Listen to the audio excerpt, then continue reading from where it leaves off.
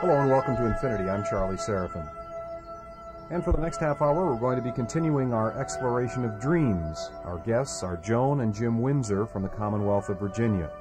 Joan Windsor is the director of a facility that evaluates exceptional children. She is the author of the recently released book, The Inner Eye. Jim Windsor is a psychologist. He is the current president of the Edgar Cayce Foundation and of Atlantic University. Dr. Windsor is the former president of Christopher Newport College, where he and Joan still teach parapsychology. Dr. Windsor chairs the State Mental Health Board and holds other advisory positions in state government in Virginia. The basis of your work comes from exposure to the work of Edgar Cayce, who once said something to the effect that everything that happens in life shows up in dreams first. Is that really true? In my experience, it has been. I've been a precognitive dreamer all my life, and as I wrote in the book, really wouldn't accept this till 3 or 4 years ago, and I had an illness, and because of this illness began to work with my dreams. But I have found throughout my life that I have previewed many things, and then they happen. Precognition means seeing the future beforehand. This doesn't mean the future is set, but this means that you have options or probable futures to choose from, and then you see this, and then you can choose the best possible future for you. Now, this is not a hard and fast rule, but possibly this is a possibility that we've explored and seen much evidence that this is the case. Dr. Windsor, have you found those individuals who say they don't dream or never recall their dreams? Are there some individuals that are absolutely outside the pattern? Well, everyone dreams. I think that's been attested to by scientific investigation. But not everyone remembers their dreams. So everyone dreams. Some do not remember. Some do not remember because they sleep very soundly. Others do not remember because they choose not to remember. They don't want to face the content of the dream. Both of you come from extremely traditional backgrounds in the academic sense. And you mentioned that you resisted coming to grips with what was happening until a serious 46 illness. years, which is very, very slow in learning. Why don't you tell us about the process of discovery for you personally, and what was the breakthrough? All right. I had a series of operations. I had breast cysts, and this was the 4th operation coming up. And my husband had been interested in Edgar Cayce readings and ARE for years, but I wouldn't pay any attention to it. And I think the impetus was, how was I going to deal with this operation again? And I really didn't want to. By chance, and I don't believe in things happen by chance now, my sister-in-law came to visit us, and she was interested in Edgar Cayce, and we went to the foundation, and she got some help for an eye problem through the readings. And my husband said, "You've been a precognitive dreamer all your life. Why don't you begin to read some of these things from the Edgar Cayce readings and find out what you're doing?" So I was very motivated to get rid of my cyst, and in the book that I read that night, it said, if you ask for information in your dreams, then you'll be able to help yourself. So I said, please, I'd like to avoid this operation.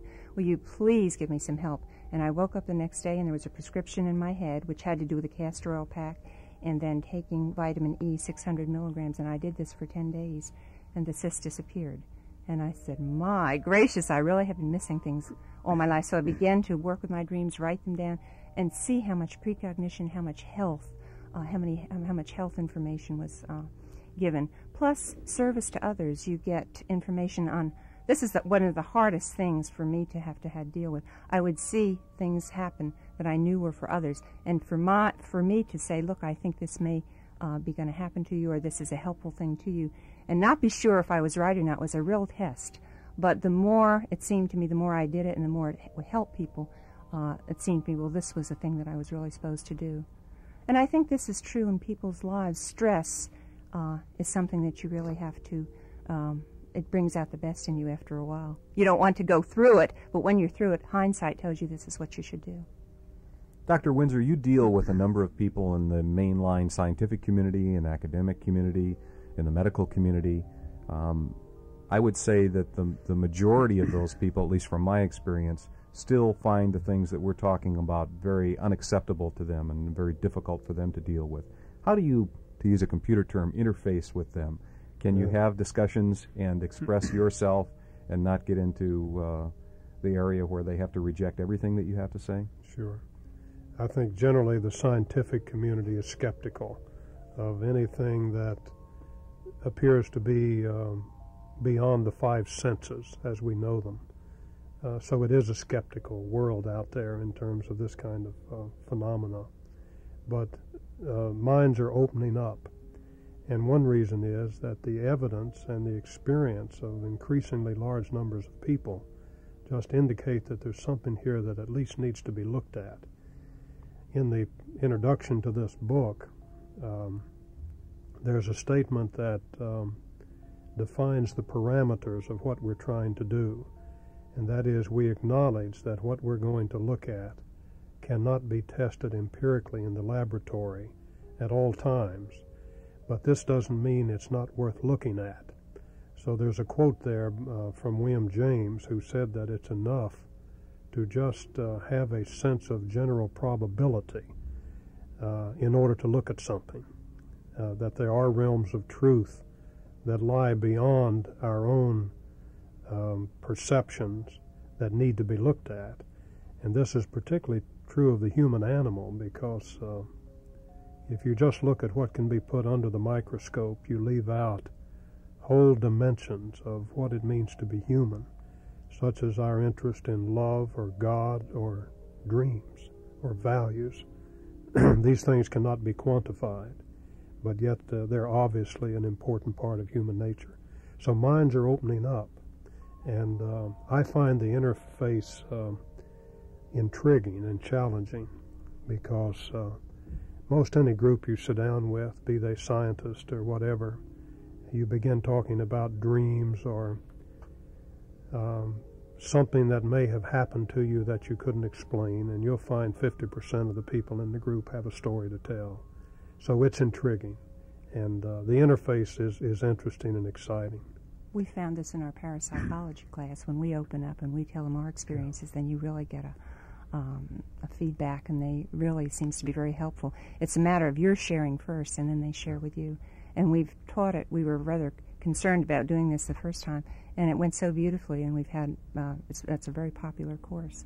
So it's been very rewarding for us. We probably learn more from our students than they learn from us. We don't push any particular point of view.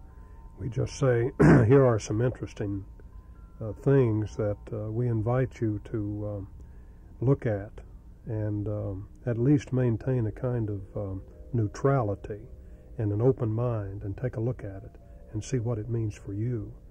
So this is our approach. We don't push a thing except to just describe some phenomena that are really worth looking at. Can you put this in a historical perspective? Can we say that there was a time when people were more accepting of parapsychology, the importance of the dream world? Did we go through a period when people were less accepting of it? What about the period in which Edgar Cayce lived? Was he ahead of his time or behind his time? And where are we going with all of this? Let me speak briefly to that, and then Joan can follow up. The Bible is our most ancient written document, I suppose, and when you read the Bible, particularly the New Testament, it's full of references to dreams. I think there are 70-some references to dreams. So dream interpretation and looking at dreams was at least a commonly accepted thing in our most ancient documents. So there is a long history, and from then up until now there has been an interest that has sort of waned and then developed again. But Edgar Cayce lived in the latter part of the last century and the early part of this century. He died in 1945 and was born in I think about 1878, something like that. During the period of time when he lived, when he gave this psychic information, most of which was medical in nature, they had to do with illnesses of various kinds, he prescribed various natural cures, things that were available at the time, because this was before antibiotics. So during that period of time, there was an emphasis on the person and on the person curing himself. during that period through natural means. When antibiotics came along, and through the earlier part of this century, the focus changed from the person curing himself to a focus on the disease and the doctor during the curing. And we went through a period, a cycle there, where the emphasis was not on the person or the body curing itself, but rather the doctor and the disease. So now we're going back into a phase where the emphasis is again on the person curing himself. Wellness and the health emphasis, natural foods, no preservatives, that sort of thing. Mm-hmm. So I think we're going back into a cycle where the Edgar Cayce material will be even more interesting to people than it was, say, for the last 30 or 40 years. Right. I find this also in my practice as a counselor. I work with hyperactive and learning disabled children, and you get them on vitamin therapy or right diet and get them off caffeine and sugar. And this is a holistic approach. 5-6 years ago, the doctors that I worked with that referred patients to me were not much in tune with this, and I find a great change now. And we always try, rather than putting them on Ritalin, Dexedrine, or Benzedrine, to get them on a good diet and vitamins, if this seems to work, rather than putting them on any drug-type medication, if that's possible. So it's really a holistic work that I do, body, mind, and spirit together. What's the difference between the dream state and a trance state? Trance state. Trance state is you can induce it through self-hypnosis. My husband taught me how to do this, and then I'm able to do this myself now. In the dream state, you really shut down consciousness completely, so you really don't have any control over, except hopefully what you program, what comes in. I think the trance state or self-hypnosis is somewhat less shut down because you always have the possibility of putting your conscious thoughts in, and this is where your readings and your impressions would be not as accurate if you put your own ideas in. But really the source, I think, of the information is the same in the dream state as the trance state. This is what we began in the beginning to find out. If we could get the same information that we had been getting in my dreams through the self-hypnosis or the trance state, and we seem to be able to have done that. Now, he was the one that had the idea, and then we began to work together. What's the source of the information? $64 question. Yes, that's the big one. We ask ourselves that. First of all, I think the source is the unconscious memory bank of the person for whom the impressions are being given. This is true in the dream state and also in the trance state. The person has the ability to tune in on the unconscious mind of the other person, and there is recorded there all of the memories and feelings and thoughts of the past, and also a sensitivity to what's wrong with that body is there in the unconscious mind. This is why it shows up in dreams. When consciousness closes down, the unconscious doesn't. In a sense, it becomes the conscious mind, and you, through your dreams, you're actually in touch with it. So the material comes from the unconscious mind of the other person that you can tune in on. But it also comes, we believe, from some higher source. Carl Jung talked about a collective unconsciousness. One of the most popular and I think best biographies of Edgar Cayce is entitled There Is a River by Tom Shigrew. And the title of that book comes from a statement that Cayce made when they asked him how he did it. And he said that there was a stream of psychic energy which was the property of all mankind, parentheses, see Carl Jung, the collective unconsciousness, so that there is a kind of superconsciousness where all knowledge is stored, and certain people, and maybe all of us to an extent, can tap that source of knowledge through certain techniques, such as the trance state or through meditation, which opens us up to that. We teach this in the parapsychology course, teaching psychometry, My husband teaches him self-hypnosis, and then I teach him psychometry, which is just putting your hand on an item that belongs to someone and then getting impressions. And they're very amazed that they usually can pick up on some accurate thing about this person that they know nothing about. So it's a learning process for them to really see that this works in a relaxed state. When you talk about a collective unconsciousness or a collective consciousness that is reached through an unconscious state, you open such wide floodgates, and we've already established that much of what we're talking about is not verifiable in a laboratory. You understand, perhaps, or have a feeling for the skeptics who come in and say, sure, anything you say, since we can't verify it, you can suggest is correct. How do you separate the charlatans from those people that are sincere and really onto something? What's the nature of truth in this exploration? So let me give you an example of my own experience with the Edgar Cayce material.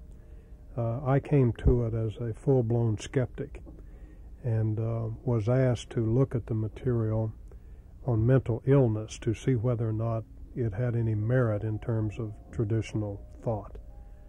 And I read through about 500 cases, and being very skeptical, I kept in front of me a Gray's Anatomy atlas, because in all of these cases, or most of them, Edgar Cayce in the trance state talked about the specifics of the anatomy. He would talk about the spine and various vertebrae and how they connect to an organ in the body and so on.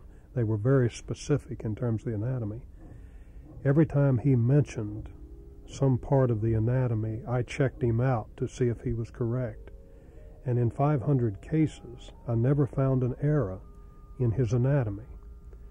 Now, this was impressive because this was a man who never studied anatomy.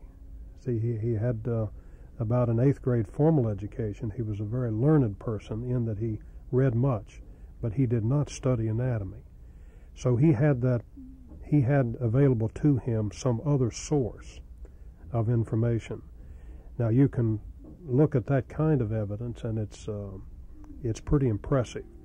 But I think what you have to look at is just the quality of the material that comes through. Is it something that is in the mind of that person through whom it is channeled? Or even is it in the mind of someone with whom they could be in touch, such telepathically? Or is there some other source of this information? I think one of the most amazing bits of information that Joan and I have gotten in our research is retroactive information, something that happened 20 years ago that is picked up, something that happens in someone's childhood. Apparently there's a memory bank there somewhere that you're able to tap. So I think the evidence for it is you just have to look at the quality of the material, like Edgar Cayce's knowledge of anatomy, and realize that he didn't have it in his own head. So there was some connection to some source. And that's impressive. That doesn't prove it. It's just impressive. So you continue to search. And we might talk a little bit about the psychic research project that we're doing. We do not know people, and they request readings, which we give a physical impression. We give comments on the future, current issues, past lives, and astrological character analysis. I don't do the astrology. A friend of mine does. We send it out to these people that we have no idea, just have given questions, and then we ask them to verify, is this right, partially right, or is this not right? And then we get a feedback, and we get a percentage of how accurate we are, and we try to refine it. And this was my husband's idea. We've done this for 2 years, and we've gotten quite a good bit of good information. And for research purposes, hopefully, it's helpful to the person too. What about the individual who wants to approach it from a self-healing perspective, that wants to do something positive for himself or herself, and wants to get more in touch? Everyone doesn't have Gray's Anatomy in front of them that they can go back to and refer, so they get an impression from a dream that suggests one thing or the other. In your case, it was a dose of vitamin E, and they get a self-prescription or an approach to life should they approach that with some skepticism? What about going off the deep end in the wrong direction? Yeah. Yes. Let me respond, because let me just say that we feel skepticism is healthy. That's right. You want to enter into it with a healthy skepticism. Let's go through some very basic steps for individuals in terms of getting in touch with that dream state. What can someone who's listening to our discussion right now do before they go to sleep tonight that will help them in the morning? The first thing you need to do is really have a desire to want to do this. And then this would be personified by taking a notebook and a pencil and putting them beside your bed and saying, I will recall my dreams. And you might even pose a specific question if you want an answer to that. And then you would hopefully say when you wake up, do not jump out of bed, lie very quietly, say, what have I dreamt? Gradually it will come to you. Anything you get, write down. And then you can use, as you begin to become more sophisticated, you can use a dream symbology. You must create your own associations or your own dream symbols. But the most important association is your associations. You also, after you get more competent in this, you can say as you wake up, what does this dream mean? So you don't always have to run to a dream dictionary or go through the association. Sometimes you'll know intuitively what it means.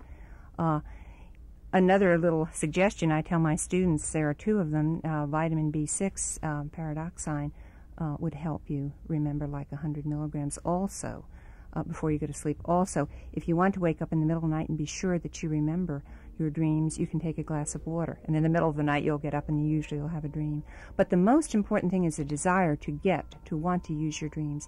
And if you have this, you say, please, I want to recall my dreams over and over again, you'll get a response.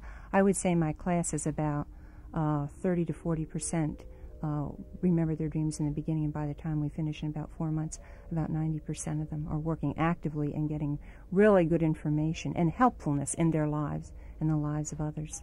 What about directed dreaming? You've suggested that you might pose a question in terms of something that you're struggling with. What if you wanted to project a very positive image to say, I'm going to go into a business deal tomorrow and I'm really going to succeed, it's going to be fantastically successful, and therefore I'm going to create a dream that's going to do that. Is that a... That's excellent. You can do that. You also can do this in meditation. It's called creative visualization. There's a book about it. I think a lot of times your thoughts create your realities. Then I think a lot of times what you focus on will come into reality. And I think there are limitations on that, but I really think your positive thoughts will create what you want. Are there cultures that traditionally pay more attention to dreams and hold them in higher regard than we do traditionally in the West? In the West, we're probably more skeptical of dream content than any other culture. In most of the Eastern countries, in the African countries, in the South American countries, there's a tremendous interest in dreams and in other psychic phenomena. Actually, they're sort of taken for granted in most other cultures. So we're probably the most skeptical culture, and we have a lot to learn from those other cultures and are beginning to open up and to do so. You suggested earlier that a lot of people suppress their dreams, that they really can't come to grips with them, they don't want to face them. Mm-hmm. Isn't it possible that it could be a very traumatic experience for some individuals if they really were to concentrate on their dreams and bring them out, that it might do some physical harm to them, or at least... I think it's pretty well accepted that if you have a dream that is repeated over and over again, year after year, that this dream has to do with some unresolved conflict. So you might wonder as to which would be better, to stop having the dream or to use the dream as an instrument through which to finally deal with the problem. So yes, you can. I think you tend not to remember dreams that are going to affect you too adversely. That is, there's a built-in mechanism. You get what you need and you get what you can handle. But some of it is very difficult because sometimes you have to look at yourself rather squarely in a dream.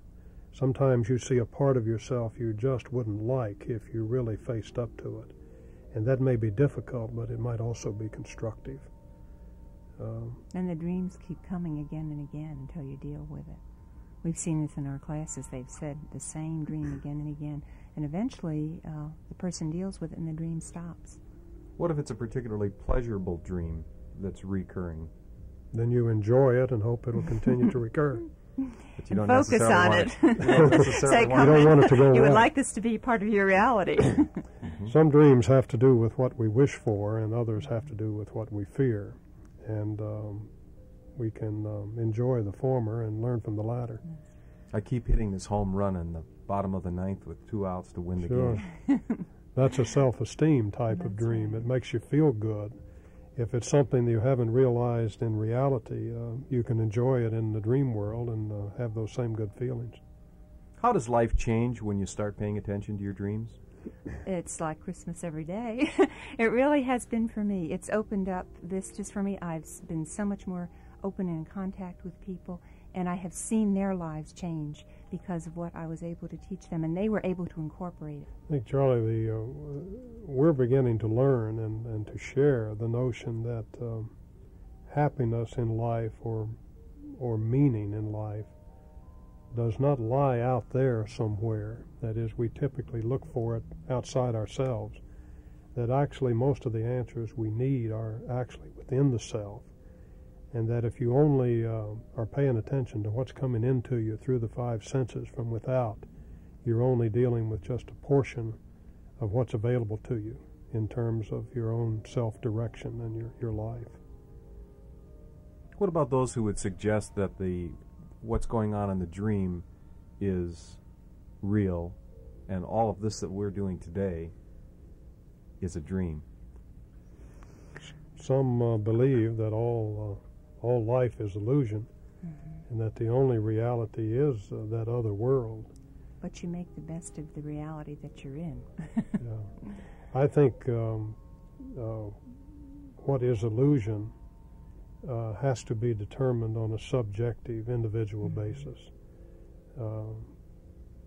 We're dealing here with a topic that will mean different things to different people, but everyone should explore it and get from it their best meaning. And these realities have to be close together, because what you dream in the dream state comes into reality much of the time. So there's a very fine line.